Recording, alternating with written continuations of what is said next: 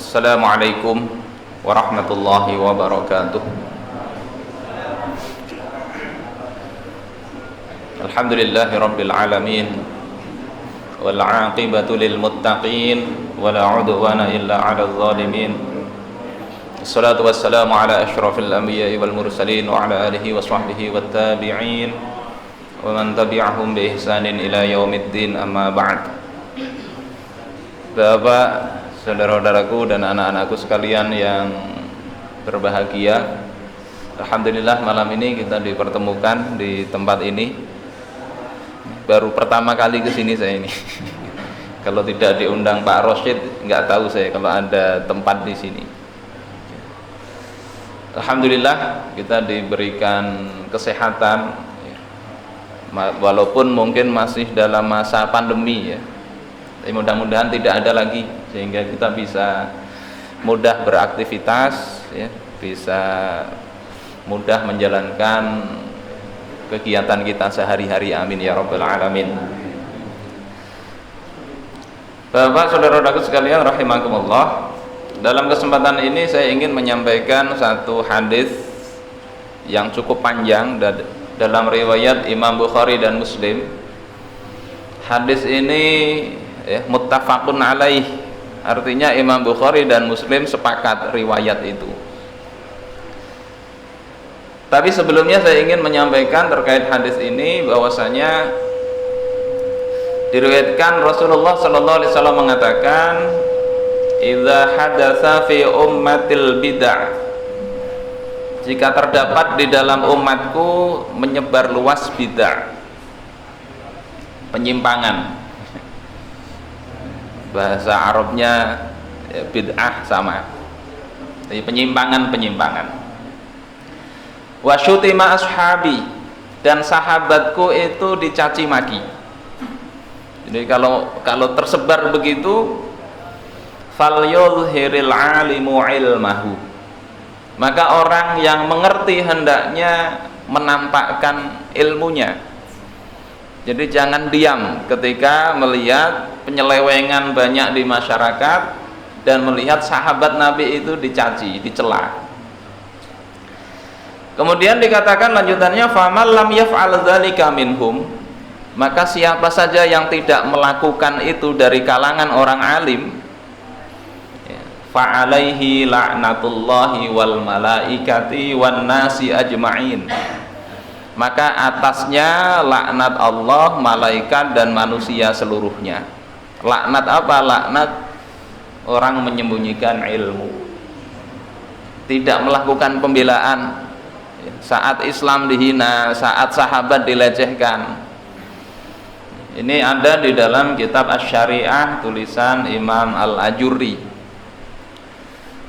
Bapak, saudara-saudaraku sekalian rahimakumullah, kita bisa lihat ya beberapa minggu terakhir ini ya, begitu luar biasanya. Saya kemarin mengupload video, sampai sekarang belum genap 7 hari itu sudah 17.000 yang melihat.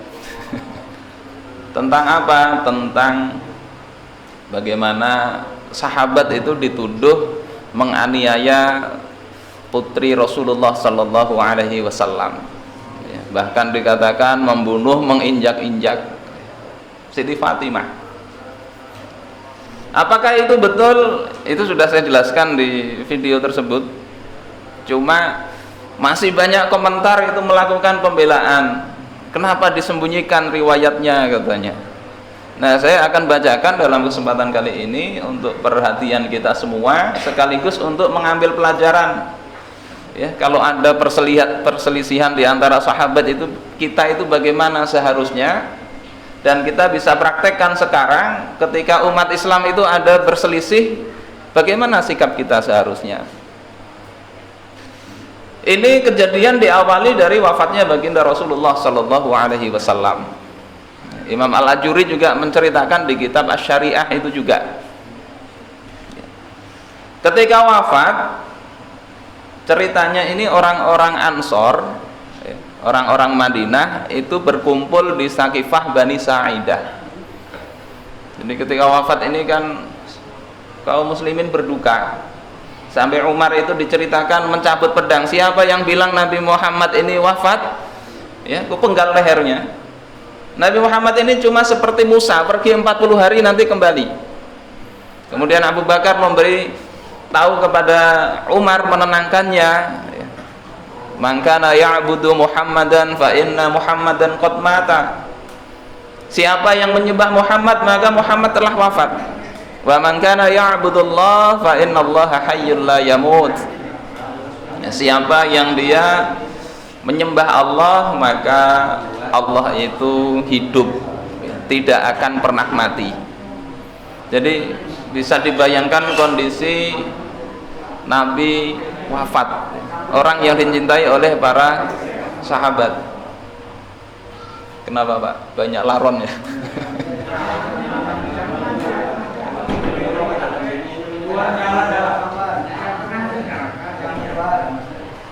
Nggak apa-apa juga ikut pengajian ya.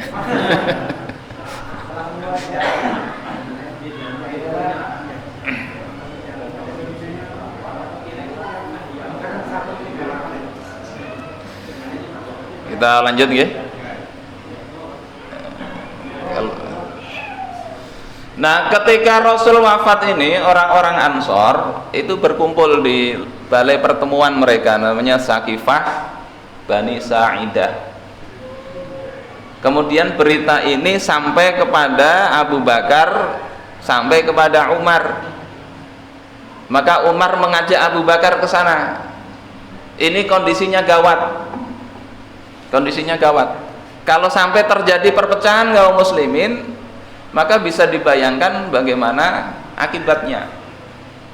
Dan ternyata betul itu terjadi perselisihan di Sakifah Bani Sa'idah. 3 hari 2 malam itu untuk memusyawarahkan siapa pengganti Rasul. Jadi adanya persengketaan untuk siapa jadi pemimpin itu mulai bahari juga ada. Sahabat itu yang berselisih, kaum Ansor dan kaum Muhajirin. Nah, di antara orang yang hadir di Sakifah Bani Sa'idah mengatakan, minna amirun wa minkum amir. Kami satu pemimpin, kalian satu pemimpin. Kita sudah pisah aja lah. Ibarat sekarang sudah jadi 2 negara aja. Karena tadi memilih satu ngalih banar. Calonnya dari Ansor itu Sa'ad bin Ubadah. Calonnya dari kaum muslimin itu ya masih belum dirundingkan. Karena tadi kondisinya mendesak, sementara kaum muslimin itu dalam kondisi berkabung. Terus apa yang kemudian dilakukan? Umar kemudian mengatakan, la'an uqaddama fatut roba unuqi ahabbu ilayya min ata'ammara ala qaumin fihim Abu Bakar. Leherku itu udah dipenggal, itu lebih aku sukai daripada aku menjadi pemimpin yang di dalam kaum itu ada Abu Bakar. Nah, ini Umar nih, pinternya beliau ini dan tegasnya beliau. Jadi orang perundingan lama ya, sampai ada yang bahkan mencabut pedang itu dalam riwayat yang lain itu. Tapi Umar begitu, aku ini dipenggal leherku lebih kusukai daripada aku menjadi pemimpin yang memimpin orang di dalamnya itu ada Abu Bakar. Artinya menurut Umar yang paling layak adalah Abu Bakar As-Siddiq. Orang yang awal-awal masuk Islam, mengorbankan hartanya, menemani Rasulullah di dalam hijrah beliau, menutup lubang yang ada ularnya hingga Abu Bakar digigit kakinya dan ada bisanya kena Abu Bakar. Pelayanannya Abu Bakar kepada Rasulullah yang luar biasa. Satu harinya Abu Bakar itu lebih baik daripada Umar, kata Umar dalam riwayat yang lain. Akhirnya Abu Bakar diminta tangannya oleh Umar, mudda yadaka ubayyika, ulurkan tangan engkau wahai Abu Bakar, aku akan baiat engkau. Abu Bakar kemudian melihat kondisi begitu ya, beliau mengulurkan tangannya. Umar kemudian membaiat Abu Bakar dan kemudian kaum muslimin mengikuti Umar. Jadi jangan dilihat pertentangannya awal, tapi ujungnya itu kaum muslimin sepakat untuk mengangkat Abu Bakar. Ini yang kemudian dipermasalahkan. Yang kata Muhammad bin Al-Husain ketika mengomentari ini, beliau katakan falau tamma hadza lakana fihi balaun azim. Andai sempurna ini urusan, yakni perkataan orang Ansor tadi, kita satu pemimpin, kalian satu pemimpin, kita jadi 2 negara aja sudah, niscaya ini jadi bala yang sangat besar. Waqtalafatil kalimah, dan kalimat akan tercerai-berai. Li'annahu la yajuzu ayyakuna khalifataini fi waqtin wahid, karena nggak boleh ada 2 pemimpin dalam satu waktu bagi seluruh kaum muslimin. Apalagi saat itu orang-orang munafik mulai menampakkan kekafirannya, banyak yang murtad, yang mereka siap-siap menyerang Madinah. Kalau kaum muslimin tidak segera bersatu dalam satu pemimpin, niscaya ini musibah yang besar. Ini yang kaum muslimin lakukan ketika Rasulullah wafat, dan ini menjadi ijma'us sahabah bahwasanya urusan kepemimpinan itu 3 hari, ya, mereka tidak biarkan itu berlalu tanpa adanya seorang pemimpin. Maksimal itu 3 hari 2 malam itu. Bapak saudara-saudaraku sekalian rahimakumullah, ini pandangan Abu Bakar dan pandangan Umar dan sahabat yang lain. Begitu pentingnya urusan umat ini dijaga. Kalau larut dalam kesedihan, diserang orang, habis itu Madinah. Makanya pasca Abu Bakar jadi khalifah itu, yang beliau benahi itu menyelesaikan orang-orang murtad yang mau menyerang Madinah. Ada bubuhan Musailamah dari Bani Hanifah, ada Aswad al-Ansi, ada Sajah, dan banyak lagi bermunculan itu. Banyak lagi bermunculan oleh Khalifah Abu Bakar, diselesaikan stabil. Bapak saudara-saudaraku sekalian rahimakumullah, kondisi inilah yang kemudian memunculkan apa? Kok Imam Ali ditinggal? Nah, diceritakan di kalangan tertentu, kemudian setelah itu ya, Abu Bakar menyuruh Umar untuk memaksa mengambil baiat dari Ali bin Abi Thalib. Maka kemudian terjadilah peristiwa yang mereka ceritakan itu. Betulkah demikian? Maka untuk melihat cerita masa lalu itu kan 2 sebetulnya yang bisa kita lakukan itu. Pertama, berita masa lalu itu kan kita harus ada datanya. Namun kada ada data, kan ada riwayat, kita kada tahu juga. Oh ini itu Pian, nama Abah Pian tahu kalau lah. Kenapa tahu? Ada kalau datanya, aktanya atau apa, atau paling tidak kata ibu kita, namanya kakek kita tahu. Tapi coba namanya kakeknya kakek kita kita tahu lah. Mungkin kalau pian bubuhan zuriatnya Nabi ada tertulis itu, tapi amun kayak ulun nih kita tahu itu cuma nama ayahnya ayah saya, kemudian ayahnya ayah dari ayah saya. Jadi nama ayah saya kalau disebut Tamyiz Abdullah Soleh, sampai situ saja. Di atas namanya apa ini? Buyut ya, buyut kalau orang sini. Di atas buyut saya nggak tahu namanya. Saya tanya ke orang tua juga nggak ngerti. Coba supaya tahu nama itu bagaimana caranya? Kuliah. Kuliah kenapa? Untuk tahu nama dari kakeknya kakek. Nggak bisa kita dapat informasi itu kalau tidak ada datanya. Begitu juga yang terjadi pada masa itu, terjadi pada masa wafatnya Rasulullah. Apa yang terjadi dengan Abu Bakar dan Aisyah, dengan Fatimah dan Ali radhiyallahu taala anhum, itu kita tidak bisa tahu kalau tidak ada datanya. Kalau ada datanya kita bisa cek datanya ini valid nggak. Ada datanya, itu ceritanya kan banyak dari si A, si B, si C. Perlu dicek valid nggak, karena tidak semua cerita itu betul. Nggak semua cerita betul. Nah, untuk ngeceknya itu ya ada ilmu hadis. Dilihat 2, pertama itu dari sisi kesikohan, yakni integritas pribadi, orangnya baik ya, orangnya kada suah berdusta, itu kesiqohan. Yang kedua dobit,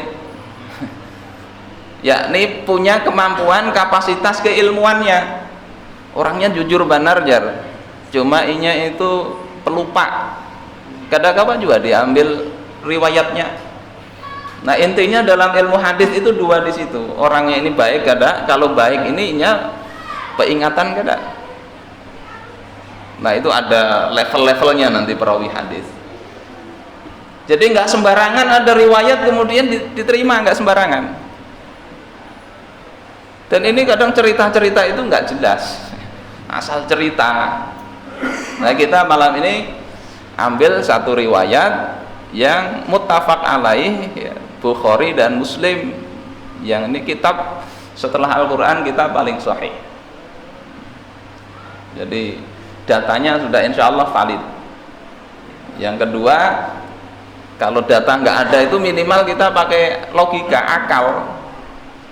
Kalau ada orang cerita misalnya anak dengan bapak ternyata tuhaan anak percayalah pian, abahnya umur misalnya 25, ini anaknya umur berapa, anaknya umur 30. Kada usah cari riwayatnya, aktenya kada usah dicari, salah itu, salah.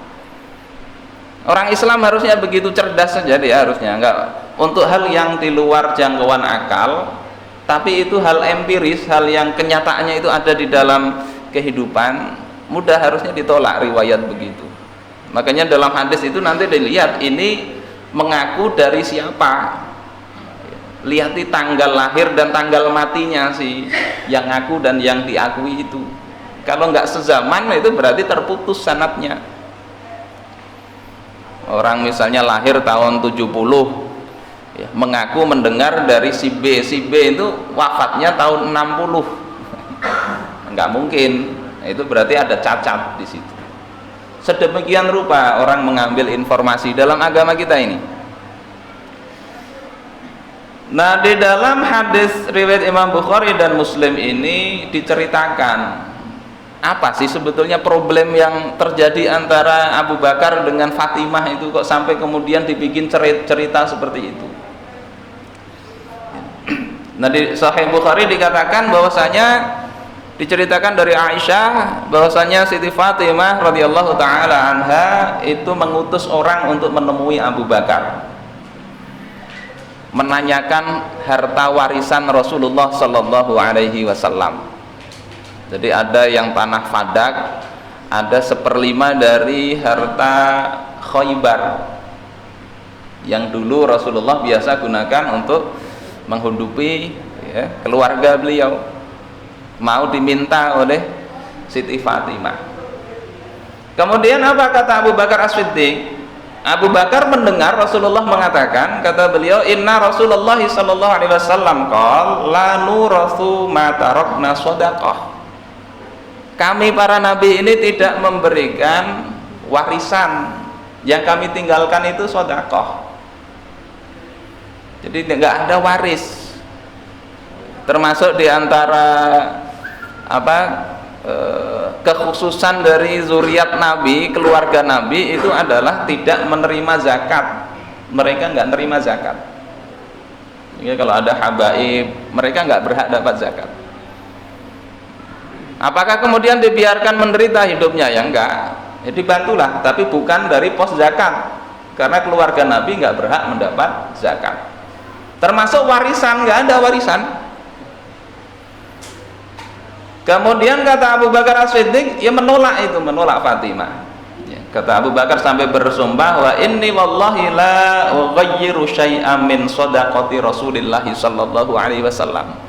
Demi Allah aku tidak akan mengubah sesuatu pun dari sedekahnya Rasulullah sallallahu alaihi wasallam an halihal lati kana 'alaiha fi ahdi Rasulillah sallallahu alaihi wasallam, dari kondisinya sebagaimana kondisi Rasulullah waktu hidup, yakni tetap mengelolakan seperti itu, tidak dibagikan diserahkan kepada ahli waris, tidak.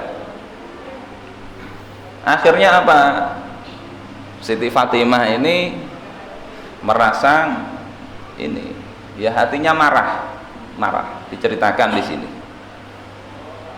Fawajadat Fatimah ala Abi Bakrin fi dzalika. Jadi dalam urusan itu Fatimah nggak begitu terima, marah. Kenapa bisa begitu? Menurut Fatimah nggak ada dengar Nabi berkata begitu kok. Jadi sederhana aja, kadang masalahnya sederhana. Wahya itu belum ada kitabnya kan. Kalau wahya ini bisa search ke Google, ini betul nggak Nabi berkata, kita ketemu hadisnya. Masa itu kan ada. Cuma masalahnya tinggal tadi, ini Abu Bakar mengatakan begitu dari Rasul. Makanya kalangan tertentu itu menganggap Abu Bakar ini dikatakan mengada-ada. Ya, mengada-ada Abu Bakar ini ingin menguasai hartanya Fatimah. Tuduhannya begitu. Na'udzubillah. Nggak begitu. Tapi Abu Bakar itu wasiat Rasulullah. Bisa kita lihat apa indikasi Abu Bakar nggak berdusta itu. Abu Bakar punya anak namanya Aisyah. Aisyah ini putrinya Rasulullah Sallallahu Alaihi Wasallam. Dan Aisyah juga tidak dikasih warisan dari Rasulullah Sallallahu Alaihi Wasallam. Jadi sama. Andai Abu Bakar ini kemaruk harta misalnya, tentu Fatimah nggak dikasih, Aisyah dikasih anak seorang. Tapi itu tidak. Kemudian yang kedua, Abu Bakar sendiri itu beliau waktu Islam beliau itu mengeluarkan hartanya untuk berjuang di jalan Allah Ta'ala. Ada sahabat ya, disiksa kayak Bilal bin Rabah itu kemudian ditukari oleh Abu Bakar, dibebaskan. Beberapa sahabat itu duit pribadi. Ketika perang ini Jaisul Usrah, perang ke Syam itu, perang Tabuk. Abu Bakar semua hartanya itu ibarat kita punya tabungan habis untuk dakwah, untuk perjuangan Rasulullah Sallallahu Alaihi Wasallam. Hingga seperti itu Abu Bakar As-Siddiq. Kehidupannya sederhana. Awalnya kaya raya. Ketika diangkat jadi kepala negara, beliau besoknya itu memanggul kain karung, mau ditanya oleh sahabat yang lain, mau kemana engkau wahai Khalifatul Rasulillah. Panggilannya Khalifatul Rasulillah. Kalau Umar Amirul Mukminin. Kata Abu Bakar, aku mau berjualan. Bukankah engkau sudah kami angkat jadi kepala negara, ngapain berjualan? Kalau aku nggak bekerja, untuk bagaimana keluargaku bisa makan? Coba bayangkan, awalnya sugih, akhirnya harus bekerja untuk memberi makan keluarga. Karena apa? Dakwah. Itu Abu Bakar dituduh mengangkangi harta. Na'udzubillah. Yang terakhir ketika beliau meninggal, mau meninggal, itu berwasiat kepada Aisyah. Karena tadi setelah nggak boleh bekerja oleh sahabat, kemudian diajak, dirapatkan, ya, tiap hari dikasih jatah separuh kambing ya, untuk makan Abu Bakar dan keluarganya. Dijatah pakaian dan keperluan apa saja yang diperlukan untuk mengurus umat itu dikeluarkan dari Baitul Mal. Jadi akadnya begitu, kepala negara kada digaji kada, tapi dikeluarkan untuk menghidupi keluarga, keperluan menjalankan negara itu semua dibiayai dari Baitul Mal. Abu Bakar As-Siddiq. Beliau sepakat, ya sudah aku kada usah begawi, aku ngurusi umat saja. Menjelang wafat beliau kada nyaman juga, jangan-jangan terpakai sisa harta umat ini, berwasiat kepada Aisyah, kena kalau aku sudah meninggal hitungi itu hartaku, sebelum jadi kepala negara berapa, setelah jadi aku nanti meninggal berapa hartaku ini, kalau ada kelebihan kembalikan ke Baitul Mal. Ini Abu Bakar As-Siddiq. Beliau nggak mikir balik modal, nggak. Wah ini kadang kampanye ya, modal sekian hendak sugih. Abu Bakar kada harta itu berkurang karena dakwah. Begitu beliau punya kesempatan dari kepala negara, beliau kembalikan itu kelebihan harta itu. Kayak inilah dituduh mengangkangi harta waris, naudzubillah. Kemudian ketika beliau wafat disampaikan wasiat ini kepada Umar, diserahkan apa kelebihan hartanya, 1 ekor unta penyiram tanaman dan selembar kain beludru, itu harta sisanya. Subhanallah, ini Abu Bakar. Tapi kalau pegawai itu boleh aja Bang Sugih, karena Bapak karena akadnya itu akad ijarah kerja. Tapi kalau kepala negara, gubernur, bupati itu kada pantasnya pesugih-sugih rakyat kada tercukupi kebutuhannya, itu nggak pantas. Ini Abu Bakar, dan beliau ini tetap kekeh, ya, teguh dengan sikapnya ini, nggak berubah. Jadi kenapa Fatimah begitu? Ya ini salah paham sebetulnya. Ya. Fahajarathu falam tukallimhu hatta tuwfiyat. Nah, kemudian Fatimah itu tidak menemui Abu Bakar. Kemudian tidak berbicara dengan Abu Bakar sampai beliau wafat. Nah ini yang dijadikan, oh berarti jahat benar Abu Bakar nih sampai Fatimah begitu. Kita lihat di dalam penjelasan hadis, di dalam misalnya Umdatul Qari, ya, syarah Sahih Bukhari, maksudnya apa itu? Ya. Makna hijranuha yakni inqibaduha an liqaihi. Makna Fatimah itu memboikot, deh kalau dikatakan memboikot Abu Bakar di situ bukan memboikot seperti menyeteru kita berseteru dengan yang lain, tidak. Tapi Fatimah tidak mau menemui Abu Bakar. Itu aja. Beliau di rumah aja. Pertama karena beliau bersedih wafat ayah beliau. Yang kedua Abu Bakar itu kan juga bukan mahram. Wa adamul imbisatu. Ketika ketemu juga tidak cerah gitu wajahnya, tidak. La al-hijran al-muharram min tarkis salam. Bukan dalam artian memboikot Abu Bakar itu dengan tidak mengucapkan salam, yang itu boikot yang haram. Jadi ini hal yang biasa sebetulnya sebagai manusia. Amun kita kadang nyaman lawan orang itu kelihatan aja di muka itu kadang mau cerah banar. Kecuali artis ya, kalau lah artis itu biar marah gitu, ketemu bisa tetap bergaya cerah. Tapi ini ada ganjalan di hati betul. Persoalannya persoalan waris itu. Bapak-bapak, saudara-saudaraku sekalian rahimakumullah, ini penjelasannya begitu. Nah, sehingga ketika wafat, ya, di sini dikatakan falama tuwfiyat dafanaha zaujuha Aliyun lailan. Ketika wafat maka Ali kemudian menguburkannya pada waktu malam hari. Dalam banyak penjelasan hadis itu wasiat dari Sayyidatina Fatimah sendiri. Ya, beliau pernah melihat, ya, orang dikuburkan. Ternyata ketika dipasang kafan mau dimasukkan lahat itu kelihatan bentuk tubuhnya.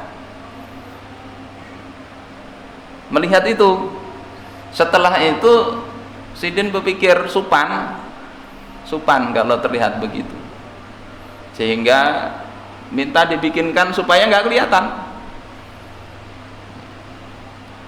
Coba bayangkan, padahal sudah dikafani kelihatan bentuk tubuh kayak gitar gitu. Apa istilahnya itu malu beliau. Padahal kalau sudah meninggal kan tidak apa-apa juga.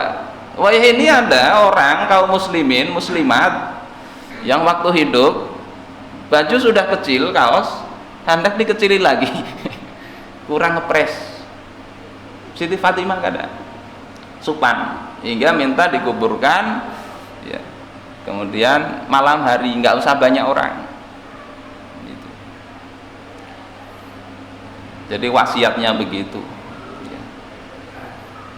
Nah, sikap ini kemudian jadi pertanyaan manusia waktu itu. Kenapa Ali dengan Fatimah begitu? Nah, diceritakan di hadis ini Ali menghindari orang akhirnya. Tapi menjelaskan masalah itu hingga suatu ketika pasca wafatnya ini, jadi 6 bulan ya, 6 bulan pasca Rasulullah wafat, Fatimah ini wafat. Setelah istri beliau wafat, Ali baru menjelaskan, mengundang Abu Bakar untuk datang ke rumah Ali. Di dalam riwayat Bukhari ini dikatakan, hendaklah engkau datang sendiri. Umar kemudian mengatakan, jangan datang sendiri. Tapi kata Abu Bakar, demi Allah aku akan datang sendiri. Apa yang perlu dikhawatirkan dengan mereka? Yakni dari kalangan Ahlul Bait. Ini kemudian juga ada interpretasi dari kalangan tertentu bahwasanya itu kan berarti ada masalah berat. Ada masalah berat. Para ulama ahli hadis menjelasin, yaitu biasa aja lah. Kenapa Umar itu nggak boleh ikut? Karena tujuan dari Ali dengan mengundang Abu Bakar itu untuk berdamai. Sementara Ali tahu karakter Umar itu nanti bisa memperkeruh suasana, sehingga minta Abu Bakar sendiri. Abu Bakar yang lebih lembut hatinya. Bukan berarti Umar itu jelek, bukan, tapi ini kaitan dengan karakter. Akhirnya datanglah, ketemulah Ali dengan Abu Bakar. Ya, kemudian kata Imam Ali, ya, setelah Ali ketemu Abu Bakar, apa yang dikatakan? Ali bersyahadat di depan Abu Bakar, kemudian berkata, inna qad arafna fadlaka wa ma'ataka Allah. Sesungguhnya kami mengetahui keutamaan engkau dan apa yang telah Allah karuniakan kepada engkau. Walam tanfas alaika khairan saqahullahu ilaik. Kami juga tidak ngiri, tidak ingin berlomba terhadap kebaikan yang telah Allah berikan kepada engkau, yakni diangkat jadi kepala negara, jadi khalifah. Kami nggak ngiri karena itu. Jadi bukan karena rebutan itu. Walakinnaka istabdatta alaina bil amr. Akan tetapi yang bikin hati kami ini enggak tapi enak itu, engkau bersikeras untuk urusan itu. Ini kata Imam Ali. Wa kunna nara li qarabatina min Rasulillah sallallahu alaihi wasallam nasiban. Sementara kami memandang karena kekerabatan kami dengan Rasulullah sallallahu alaihi wasallam, kami punya bagian dalam urusan itu. Jadi ini bagus juga kita itu kalau ada masalah undang, coba undang, ganjalan hati kita ini loh apa, sampaikan. Jadi Imam Ali ini alasan kenapa tidak ikut membaiat Abu Bakar sesegera mungkin karena disampaikan ini. Pertama tentang warisan tadi, yang kedua tentang khilafah ini juga. Kenapa kami kada diajak musyawarah? Ditinggal coba. Itu kata Imam Ali kepada Abu Bakar. Jadi pian amun ada orang tua, orang mulia hendak mengambil keputusan, ajaki. Siapa tahu tersimpan. Ini sahabat mulia aja ada perasaan begitu. Kenapa seorang kada dibawa aja ngumpul-ngumpul di sana? Ya. Wajar, perasaan itu wajar. Sahabat bisa begitu. Tapi kata Imam Ali, kami kada iri, engkau jadi khalifah kada iri. Makanya tidak kita dapati misalnya Imam Ali ini melakukan gangguan, kada ada, atau bikin kerusuhan, kada ada juga, atau menentang Abu Bakar, kada. Ganjalan Imam Ali itu cuma ini, kada diajak musyawarah. Yang kedua tadi masalah istrinya tadi tentang warisan. Karena waktu itu memang ya namanya hadis kan belum dibukukan. Belum dibukukan. Mendengar ini Abu Bakar nangis beliau.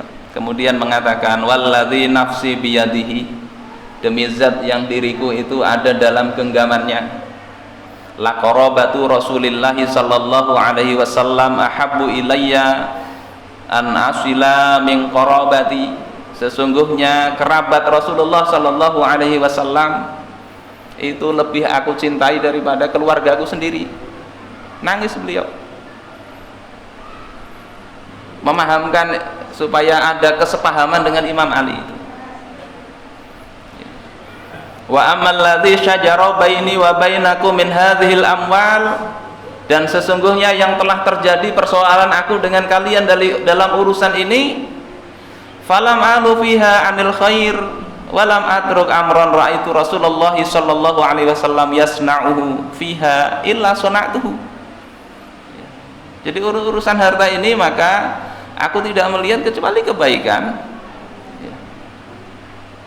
Yang didahulukan kebaikan, apa yang Rasulullah lakukan, wasiatkan, itu yang aku lakukan. Ini jadi sudah ketemu begitu, tetap beliau itu teguh ya memegang wasiat dari Rasulullah sallallahu alaihi wasallam. Walaupun ini tentunya nggak enak ya, kalau untuk urusan harta itu Abu Bakar kan dia suka jualan harta itu, julung-julung ya. Tapi ini wasiat Rasul. Urusannya bukan urusan seneng harta atau tidak, tapi ini adalah hukum dari Rasulullah sallallahu alaihi wasallam. Yang Abu Bakar pertaruhkan bukan hanya kekuasaannya tapi juga nyawanya. Ketika ada orang-orang murtad itu, sebagian itu tidak murtad secara keseluruhan, mereka cuma tidak mau membayar zakat. Mereka katakan kepada Abu Bakar, kami sholat tapi kami nggak mau bayar zakat, karena zakat itu dalam persepsi mereka dibayarkan kepada Nabi, bukan kepada Abu Bakar.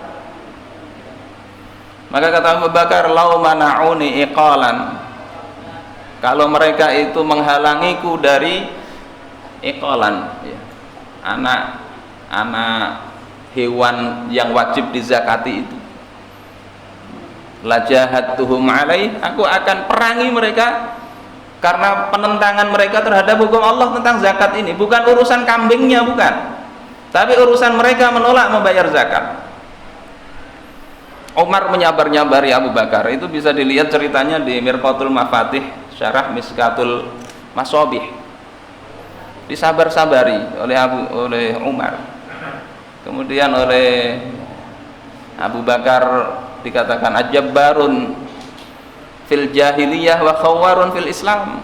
Kepada Umar, apakah engkau itu keras dalam masa jahiliyah, tapi begitu Islam engkau lemah untuk membela Islam? Laqad inqata al wahyu wa tammad din, sungguh agama ini telah terputus, wahyu telah terputus dan agama ini telah sempurna.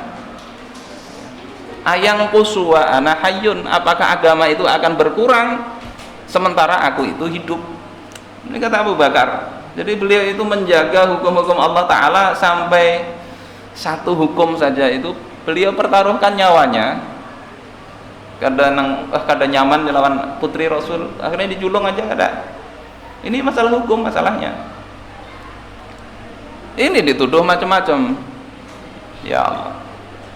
Jadi beliau ceritakan itu. Kemudian beliau ceritakan kondisinya kenapa beliau itu meninggalkan Ali. Ali kan sibuk dengan jenazah Rasulullah. Kena-kena aja ngurus itu, pendapatnya Ali begitu. Kenalah ngurus masalah pengganti Rasulullah. Tapi Abu Bakar dan Umar melihat persoalannya tidak sekedar persoalan menyelenggarakan jenazah, tapi ini persoalan menjaga keutuhan umat. Yang kalau lambat itu orang-orang yang memusuhi Islam itu bisa menyerang Madinah. Jadi ini dua persepsi yang berbeda di kalangan sahabat, itu wajar terjadi. Aman pian ada musyawarah, bakal kancangan gulu biasa aja. Tapi kalau sudah diputuskan, ya ayolah sepakat. Jangan kemudian di belakang muncul nggak enak, itu kan dia yang usul.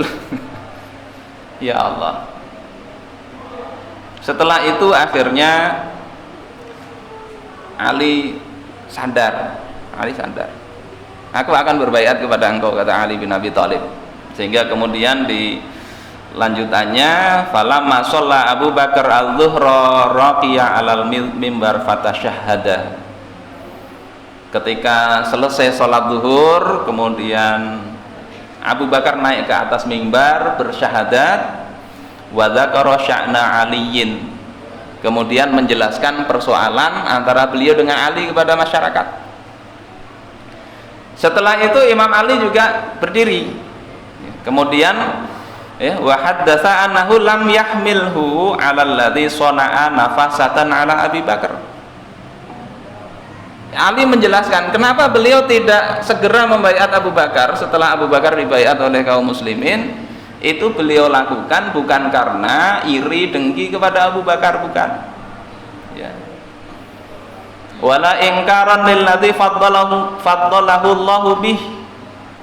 Tidak juga beliau Imam Ali mengingkari keutamaan Abu Bakar, kada juga, ya.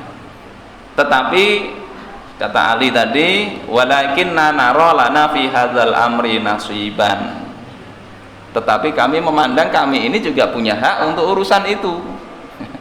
Ya, sementara kok didahului merasa begitu, enggak dibawahi bermusyawarah. Ini alasan Imam Ali disampaikan kepada kaum muslimin. Fasurra bidzalikal muslimun, maka kaum muslimin di saat itu gembiralah mereka. Wa qalu asabata, dan mereka katakan engkau benar. Dan pada hari itu selesai urusannya, selesai. Ini yang kata Imam Ibnu Hajar al-Asqalani, kaum muslimin itu mentolerir saja sikap Ali bin Abi Thalib. Kenapa 6 bulan itu hanya membaiat Abu Bakar? Bisa dilihat ceritanya di Fathul Bari, Syarah Sahih Bukhari.